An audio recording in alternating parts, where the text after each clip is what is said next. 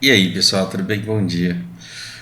Tem que acabar com a homeopatia no SUS, é pior que cloroquina, faz mal para as pessoas. Vamos falar sobre isso, eu vou dar minha opinião aqui, mas não em nome da ciência. Eu vou falar como jogador de BDO dormindo aqui na cama. Antes de falar sobre isso, eu quero dizer para vocês, eu tô com os vídeos restantes da Nise para fazer, eu quero falar minhas impressões e deixar alguns pontos de reflexão sobre as importantes falas lá da Luana Araújo. Eu tenho pelo menos 4 pautas de vídeo pronto para fazer, eu não estou conseguindo fazer porque eu estou realmente exausto. Terça e quarta foram dias em que eu trabalhei mais de 10 horas e assisti os 2 depoimentos e fiz vídeo e foram dias em que eu dormi super pouco. E quando eu finalmente dormia, tô com o horário trocado com o da bebê e aí ela acordava, me acordava, enfiava o dedo no meu olho e eu não fico com raiva dela por conta disso. Eu entendo perfeitamente. Mas estou cansado. Ontem, por questões que não vêm ao caso, eu trabalhei normalmente e nesse fim de semana eu devo colocar toda essa fila indie, tá? Mas por que eu vou furar, entre aspas, furar fila? E por que eu quero falar sobre homeopatia hoje com vocês? No SUS, principalmente, porque o problema não é a homeopatia, o problema é ter homeopatia no SUS. E você já deve estar achando que eu sou contra, e aí você vê que. Mas calma. Eu só vou ter essa conversa com vocês ontem, porque ontem eu tive uma conversa muito produtiva com uma aluna minha, que me fez entender, eu me escutei falando coisas que eu nem sabia que eu pensava, uma opinião que eu nem sabia que eu tinha. Eu desenterrei memórias muito importantes assim do meu pai e e aí eu quero trazer isso tudo para vocês antes que eu esqueça, porque se eu não fizer esse vídeo agora, depois eu vou esquecer, ele vai se perder, tanto que nem tem pauta hoje. Vamos lá. É, o que é homeopatia? Homeopatia é charlatanismo. Esse negócio de que água tem memória e que um dia teve uma propriedade milenar ali e que cura, cara, isso daí é ser vergonhice. Isso é fala de Fausto e isso é fala de pessoas que pesquisaram o assunto a fundo. Então, nenhuma pessoa da ciência que é sério acredita na homeopatia como ciência, mas todo mundo que faz medicina conhece o poder do efeito placebo. E o efeito placebo ele está muito ligado ali com o efeito da fé. Tá? Se a fé não curasse, e olha que interessante, a fé curar não tem nada a ver com Deus. Olha que bacana isso. Quando eu digo que a fé que cura não é Deus, eu não estou dizendo que Deus não existe, porque a existência dele não tem nada a ver com isso. Então, Deus é algo que vai além da minha compreensão e que por mais que eu tente entender com a minha razão, eu não consigo entender. Então, eu acredito que ele existe, mas eu acredito também que ele está num plano em que eu não consigo alcançá-lo. E que todos os livros eles foram placebos, eles foram e muito ruins, assim, por sinal, mas muito bons também. E muitas religiões foram muito boas. E a religião acaba sendo muito importante, a fé acaba sendo muito importante para a pessoa. A religião eu já não sei tanto, mas ela foi importante para o desenvolvimento de sociedades. Se a gente não tivesse religiões para organizar sociedades, a gente teria que ter estados muito mais autoritários, porque a religião faz com que as pessoas tenham uma disciplina que os estados não conseguem fazer com que as pessoas tenham. Então, talvez sem as religiões a gente não conseguisse, como povo, se tornar tão populoso e como sociedade viver em números tão grandes. Então, assim, vamos lá, né? Talvez se a religião não existisse, eu também não existiria, você também não, porque a população da Terra nunca seria tão grande. A gente, em primeiro lugar, nunca dominaria a Terra como acabamos dominando. Hoje a gente já parou para pensar se isso foi uma coisa boa ou não. Mas isso é um tema para uma outra conversa. O que eu quero dizer independente da existência de Deus, que é um outro assunto que eu não consigo alcançar aqui, então não vamos falar, a fé ela cura. É Deus que cura ou é a fé? É a fé. É a fé. Você acreditar que você tomou um remédio e ele fazer você se sentir melhor e mais disposto e o seu corpo reagir a isso e você se curar, é uma propriedade que o nosso corpo tem. É uma propriedade que a nossa natureza tem. Se esse negócio não fosse verdade, os estudos científicos de novos medicamentos e de novas vacinas, eles não teriam que incluir aquele teste duplo cego. Porque, olha que interessante, quando eu acho que era Taylor o nome do cara, nas indústrias de Hawthorne, eu não gosto desses argumentos que faz eu parecer um cara intelectual. Teve um cara que começou a estudar produtividade e ele pegou umas mulheres que trabalhavam numa fábrica e falou assim, eu vou ver o quanto a iluminação ela afeta a produtividade da mulher. E chegou para um monte de mulher que trabalhava na fábrica há anos e falava assim, vocês vão participar de um experimento, eu vou colocar vocês aqui e vou ver o quanto que vocês vão produzir. Aí chegou um outro grupo, eu vou colocar vocês aqui e vou ver o que vocês vão produzir. E aí ele pegou essas mulheres e colocou em condições idênticas, exceto que um grupo tinha mais luz do que a outra. Sabe o que aconteceu? Os dois grupos aumentaram muito a produtividade. Por quê? Pelo tesão de estar participando de um experimento onde elas sabiam que a produtividade delas seria avaliada. Ou seja, o fato delas saberem que elas estavam sendo avaliadas ali foi determinante para que a produção delas aumentasse. E o cara só soube da iluminação quando ele reproduziu o mesmo teste, exatamente o mesmo teste, sem que as pessoas soubessem que estavam sendo avaliadas. Aí ele descobriu que com uma iluminação maior ele tinha uma produtividade um pouco menor, só que a produtividade um pouco menor das pessoas que trabalhavam num lugar mais iluminado era ridiculamente maior comparado com a das meninas, das mulheres, que sabiam que estavam sendo avaliadas num experimento. A produtividade delas aumentou pra cacete. Será que eu floreei muito o teste do Taylor e ele não foi tão longe? É porque esse teste a gente fazia no Japão também, em fábrica. Às vezes você precisava de uma produtividade maior e os caras jogavam esse migué lá nos operários, coitado. Então você, sabendo que quando a pessoa ela se sente num experimento, o corpo dela talvez reage diferente do que reagiria, e assim, não é só a mente, não, o corpo reage diferente. Então, quando você fala assim, olha, a gente está testando um remédio em você e talvez ele melhore a sua condição, às vezes a condição da pessoa vai lá e melhora, simplesmente pela fé que ela tem. Então, duas coisas que a gente sabe, quer dizer, que eu, Fausto, sei, que homeopatia é charlatanismo, porque não funciona. Ah, mas a minha tia se curou. Desculpa, é cloroquina. É um caso anedótico, é um caso cloroquina de cura.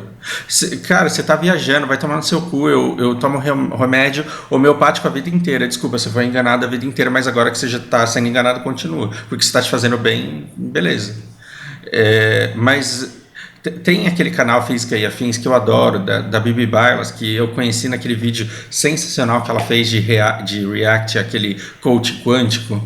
E assim, uma coisa que eu gosto muito dela é que ela combate pseudociências. Se eu fosse físico, eu faria um canal igual dela. Eu só não faço um canal igual dela porque eu não tenho o conhecimento que ela tem.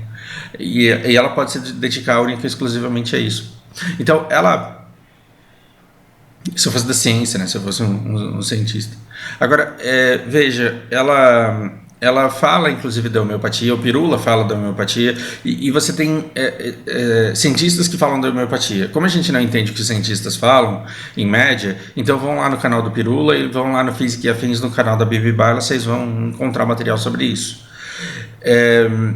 Dizer que a água tem memória, cara, é um grande desrespeito, mas você tem que ver para quem é que você está dizendo isso. E agora vamos às realidades dos hospitais. O que você tem muito em hospital? Você tem gente que tem problema de verdade e você tem aquelas pessoas que têm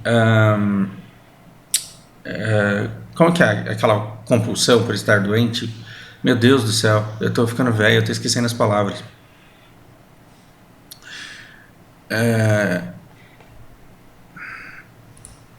Caramba, eu tive que pausar o vídeo para lembrar hipocondria. Eu tava com coceira, assim. Não ia sossegar enquanto eu não lembrasse.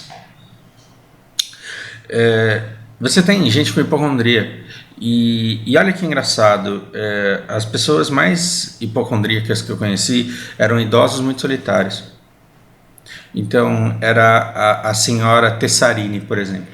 Olha que nome interessante, né? Tessarini. Quando era criança, ela já era velha, então é uma história muito antiga mesmo. A dona Tessarini, ela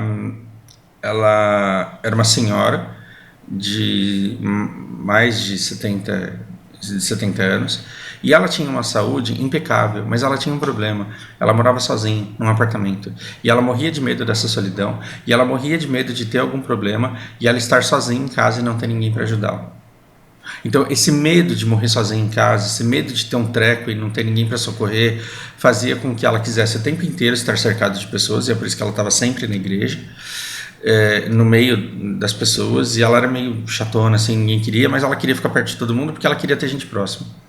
E aí quando você perguntava como que... Você não podia perguntar como que ela estava, porque se você perguntasse como que ela estava, ela vinha com você com 300 dores, e era a maneira que ela conseguia de fazer com que as pessoas prestassem atenção nela. E é uma pessoa por quem eu tinha muito carinho na época, e eu olhava e falava, pô...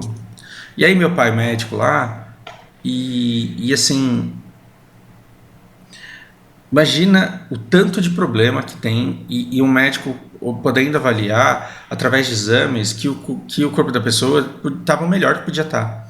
A pressão está sob controle, o colesterol está sob controle, está tudo sob controle, não tem o que fazer. Você não tem como prever que uma coisa vai acontecer e lá e agir antes do negócio acontecer.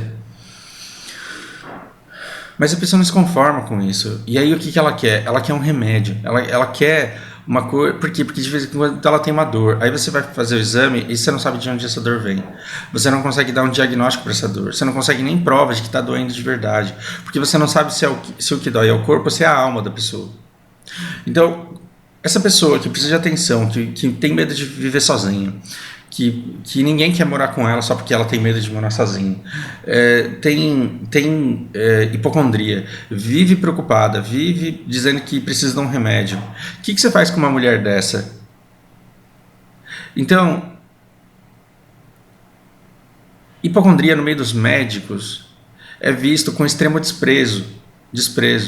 Mas aí, depois de 5 consultas, o que eu vi o meu pai fazendo? Conversa com esse cara aqui, ó. Ele é homeopata. E depois de 2 meses, quando eu vou e falo com a Tessarine de novo, o que eu descubro? Meu Deus, a vida dela tá maravilhosa, cara, porque agora ela tem um médico que escuta ela. Ela tem um médico que escuta ela e ela tá tomando uns remedinhos. Depois que eu comecei, Faustinho, depois que eu comecei a tomar esse remédio aqui, nunca mais me doeu nada. Você não sabe, minha vida mudou agora. Minha vida mudou. O que a dona Tessarine estava tomando? Água com açúcar. De quem que ela comprou aquela água com açúcar caro pra cacete? De um charlatão. Mas esse charlatão era tudo que ela precisava para parar de encher o saco do meu pai. Então, homeopatia é uma coisa. Quanto mais rico o homeopata, mais eu tenho vontade de bater nele. É igual coach. Como você sabe que se o coach é bom ou se ele é ruim? O coach bom, ele é pobre. O coach ruim, ele é rico. Aí você tem que pegar ele e esfregar. Se você vê um coach rico, é que você tem que pegar a cara dele e esfregar no asfalto. Desculpa. Não, tô exagerando, tá, gente? Toda vez que eu falo esfregar a cara de alguém no asfalto, pelo amor de Deus, isso é uma força de expressão. Não pensem em fazer isso, literalmente é muito feio fazer isso. Mesmo que a pessoa mereça, é muito feio fazer isso. Mas eu quero que vocês entendam pelo seguinte prisma. Se eu vou ser coach de alguém, não importa para que seja. Eu vou ser coach pro cara coletar ervinha em pé. Então, se eu for ser coach, eu tenho que estudar a pessoa, ver as condições que ela tem, eu tenho que ver o potencial que ela tem, eu tenho que ver o que ela quer, e dado o que ela quer, e o que ela tem, e o que ela é, e o que ela pode, a gente tem que traçar um plano junto com ela para ver se, né, para ela ter procedimentos a seguir para alcançar os objetivos dela. Como que eu consigo mensurar quanto eu devo cobrar para uma pessoa para ensinar ela a coletar Imbé? Pois é, coach bom de verdade, ou é voluntário ou é pobre, porque a hora que ele vai cobrar, ele tem dó de cobrar. Agora sim, vamos supor que não é só coletar Imbé. Eu vou dar uma mentoria, eu vou dar um coach de uma coisa muito mais complexa. Por exemplo, programação. Eu vou dizer para você assim, olha, eu não vou te ensinar programação, você já sabe programação. O que eu vou te fazer é um coach para ver se eu melhoro a sua distribuição de tempo, a maneira como você programa, a maneira como você se porta, a maneira como você reporta a sua produção, a maneira como você absorve os feedbacks que você recebe dos seus superiores, dos seus colegas. Eu vou te ensinar a se comportar nesse meio. Aí, beleza, eu com uma carreira consolidada de programador, estou tirando da minha cabeça a invenção aqui, eu vou lá e vendo isso. Para esse trabalho, eu posso cobrar mais caro. Por quê? Porque ele tem realmente muito valor. Eu posso oferecer coach, por exemplo, para professor de inglês, não tem problema nenhum nisso, é que eu não cobro. Quando a pessoa vem me pedir ajuda, eu ajudo e não cobro absolutamente nada. Mas se eu quisesse lançar esse produto no mercado, olha, você está dando aula aí, só está se lascando com os alunos, você não consegue cobrar, você não consegue precificar o seu trabalho, você não consegue se organizar, então vem aqui que eu vou te ensinar. Por quê? Porque eu acho que eu posso te ensinar, porque eu faço isso há 15 anos. Então eu posso fazer coach com essa pessoa, mas eu posso ficar milionário em cima dessa pessoa? Não. Como é que eu fico milionário? Eu faço um produto Hotmart, dizendo que eu vou transformar a sua vida, vou te transformar num fodendo professor de inglês e te vendo, sem nunca falar com você. Você vai pagar 200 conto, 300 conto, 500 conto no curso, nunca fala comigo, e foi uma das 200 mil pessoas que consumiu um conteúdo que não te serve, porque ele não é personalizado, porque eu não estou falando com você e não estou partindo dos seus recursos, das suas necessidades, das suas habilidades e da sua vida. Ou seja, quanto mais rico o homeopata e quanto mais rico o coach, mais charlatão ele é, porque ele não está tendo contato direto com a pessoa. Já que o que está curando é o efeito placebo dela. Né? Quer dizer, no caso do homeopata, do coach não. No caso do coach é técnica. No caso do coach charlatão e no caso do homeopata charlatão, o que você tem? Você tem os caras que não estão lidando com pessoas ali no tete a tete e que estão vendendo uma receita que está servindo para um monte de gente e você está ganhando dinheiro em cima da boa fé das pessoas. Isso é muito feio. Agora, beleza. Agora nós temos um dilema. Por isso que quando você pergunta para mim se você tem que tirar a homeopatia do SUS, eu não sei te responder. Sabe por quê? Sabemos que a homeopatia é charlatanismo. Ah, não é? Cara, me xinga à vontade. Coloca quantos canais você quiser, quantos remédios você quiser, e quantas experiências anedóticas, e quantos casos anedóticos, e quantas experiências de vida você quiser. Você não vai mudar a minha opinião. Homeopatia é charlatanismo. Mas sabemos que é um caso anedótico, Tessarine, pronto, ela funciona. A homeopatia salvou a vida dela. Eu vou falar para essa mulher parar de comprar remédio homeopático? É claro que não. É claro que não. Então, vamos parar para pensar no bem da homeopatia dentro do SUS. Mal a gente encontra fácil.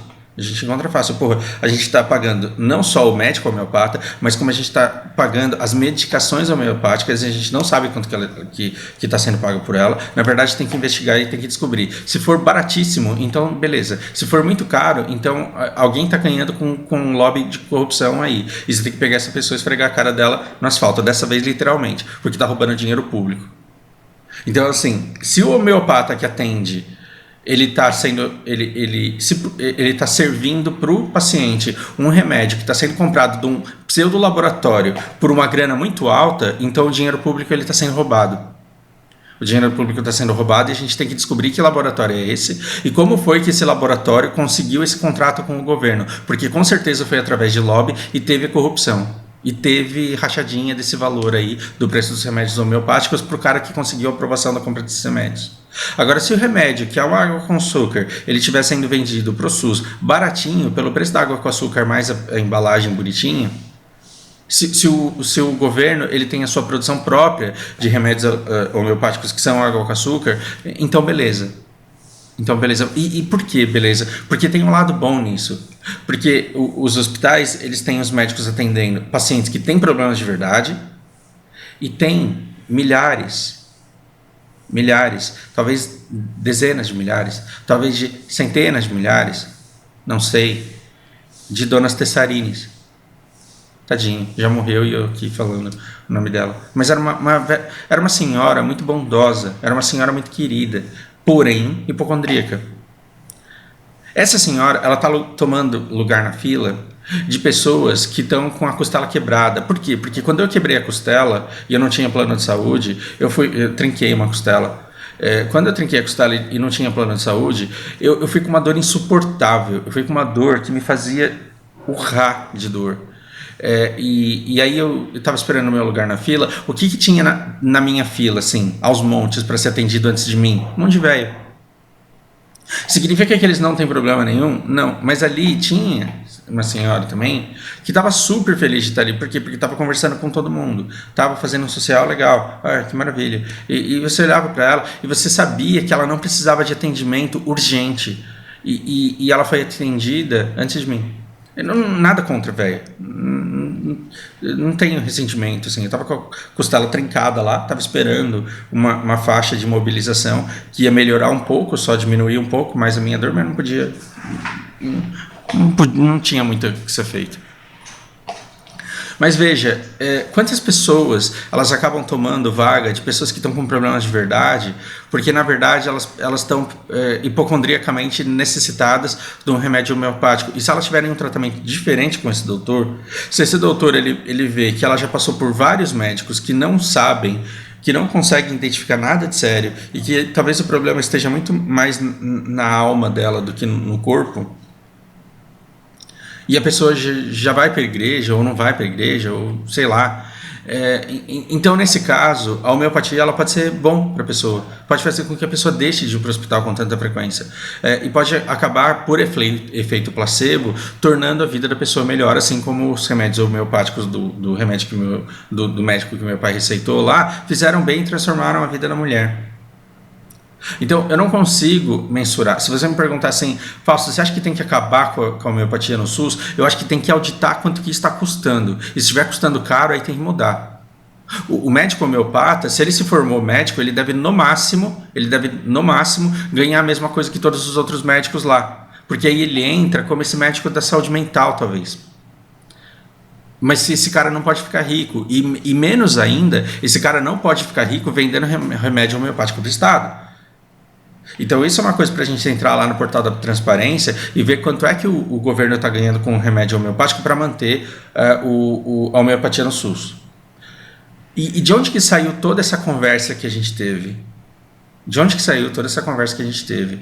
De uma pergunta em que encurralaram o Mandetta, em que a minha aluna ela falou assim, Fausto, eu gostei muito da conversa do Mandetta lá, mas eu me senti profundamente desrespeitada quando fizeram aquela pergunta para ele do que ele acha da homeopatia no SUS, e ele falou, não conheço. A resposta dele foi assim, não conheço profundamente a homeopatia, sei que ela tem resultados aí, e vejo valor e não é que eu assisti essa reportagem, na hora que ela falou que perguntaram para ele, eu lembrei que perguntaram para ele, e a hora que ela falou que ela teve uma resposta evasiva, eu lembro que ele teve uma resposta evasiva, eu não lembro exatamente as palavras, a gente pode até procurar, vocês podem até me ajudar com isso, por exemplo.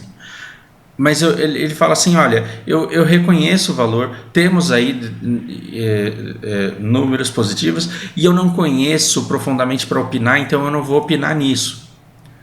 Então, nossa, ali ele destruiu completamente todo o respeito que eu tinha por ele. Eu entendo a perspectiva da minha aluna, porém, o que o Mandetta ele podia fazer? Olha, homeopatia é água com açúcar, é charlatanismo, mas porra, serve para as velhas parar de encher o saco no SUS. Então a gente deixa. Se o ministro da Saúde fala um negócio desse, se o ex-ministro da Saúde fala um negócio desse, o que a Tessarini,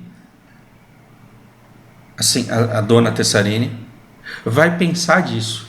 Ela que está com remédio, milagrosamente mantendo ela saudável. Ela vai falar, desgraça, isso não funciona mesmo não. Eu vou ligar pro doutor Otário, vou falar que eu tô com dor, porque olha, minhas dores voltaram tudo. Então, se a homeopatia ela é mantida pelo efeito placebo que ela tem, você não pode chegar como ministro ou ex-ministro da saúde e desmentir o efeito dela. Agora, se a gente estiver pagando caro por essa medicação, aí a gente tem que ver. Qual o problema da cloroquina? A cloroquina ela é tão barata que ela não deve nem estar enriquecendo grandes laboratórios ou pequenos laboratórios ou médios laboratórios. Ela não deve estar enriquecendo o exército, quiçá com desvio de recursos, isso daí tem que ser auditado. O problema da cloroquina é que ela não é uma homeopatia. Ela é uma ferramenta de extermínio. Ela é uma ferramenta de extermínio porque ela serve para dizer não precisamos de grandes medidas. Porque caso você venha ter um problema, esse remédio aqui ele simplesmente cura. Se fosse só médicos receitando cloroquina como placebo, tudo bem. Mas não. Houve um presidente falando que o remédio funcionava e que a pandemia não existia, e a fala absurda dele só reverberou porque era apoiada por disparos constantes de mentiras por WhatsApp.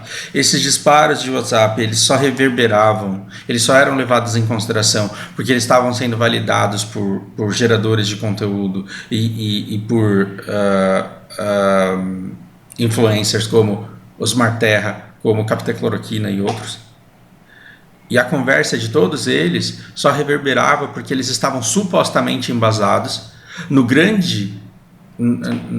grandes profissionais, nas mentes brilhantes, nas grandes pessoas da ciência, que eram o Dr. Wong, Anthony Wong, que morreu, e a Nisi Yamaguchi. Então, você percebe que o que a Nisi Yamaguchi fez não foi um papel aleatório, foi um papel planejado. E a Nisi Yamaguchi e o Anthony Wong, eles só reverberaram porque foi dado palco a eles aí nessas rádios do tipo Jovem Pan, que eu acho que deveriam responder à nação também, por terem dado palco, muito mais palco para esse tipo de profissional, sugerindo que a ciência estivesse dividida e não está. A ciência não está dividida. Mas quando você não dá espaço para a ciência e você dá espaço para uma pessoa e diz que ela representa o outro lado da ciência, que também precisa ser levado em consideração porque a ciência está dividida, aí você está intencionalmente, deliberadamente enganando a população, fazendo que ela acredite num remédio que não tem eficácia nenhuma, portanto participando do extermínio de pessoas.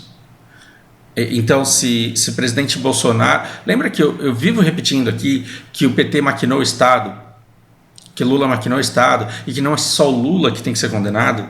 O Lula tem que ser condenado, mas todas as pessoas que participaram da maquinação do Estado, tanto da iniciativa privada das empresas que corrompiam políticos para conseguir benefícios, quanto todos os políticos que participaram do Mensalão e do Petrolão, todos eles têm que ser culpados. Então, não é só Bolsonaro que tem que ser condenado. Bolsonaro não está sozinho.